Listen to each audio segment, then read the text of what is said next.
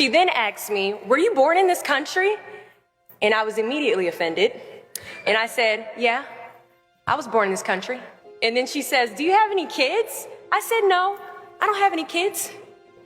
She then asked me if I was married. And then I said, no, ma'am, I am not married. She says, how old are you? I said, 19. May I help you find something? She then says, you are the most beautiful girl I have seen. And I said, oh, thank you. And then she says, I think you could be the next Miss USA. I'm in the Army, okay? We don't do pageants in the Army. She then asked me to meet her at Starbucks the very next day before my next shift at Target.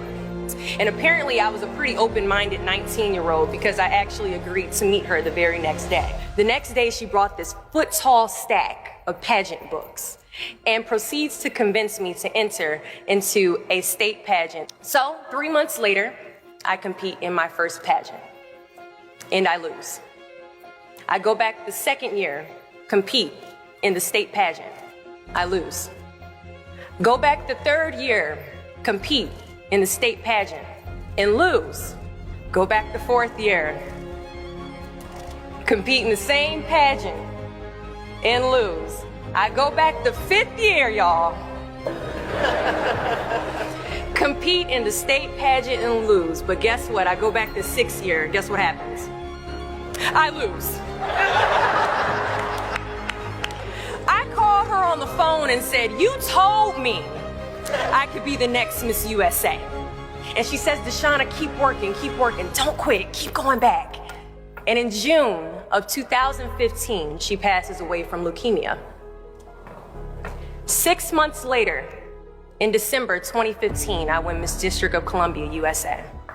And 6 months after that, in June of 2016, I become the first soldier to win Miss USA. At times, our purpose drops in our laps as if the heavens threw it by accident. I ask only one thing of you all today after you leave this building.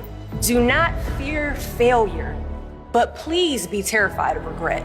Giving up is the birth of regret.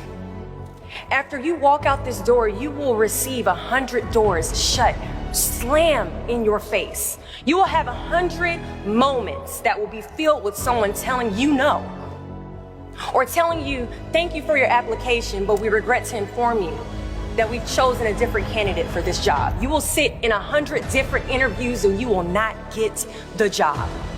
The reality of life is that we will all hear more no's than we hear yeses.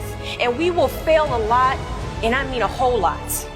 But what I ask of you today is to not take no for an answer.